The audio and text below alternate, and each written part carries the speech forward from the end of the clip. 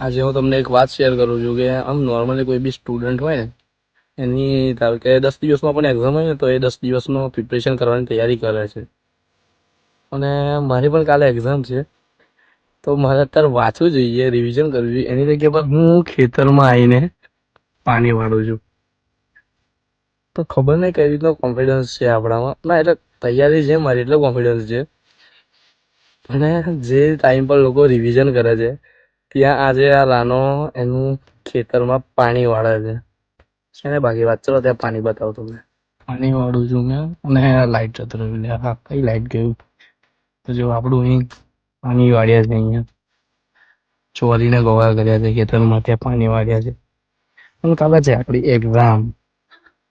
આપણું confidence level pro max.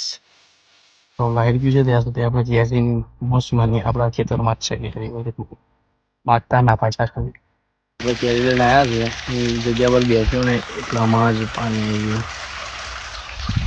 તો પેલા આપણે તો કાયદેસર કેરીની મોજ માણશું, પછી પાણી વાળીએ. વાંધો બી ના નહીં આવે કારણ કે નાકું બાંધેલું છે આપણે.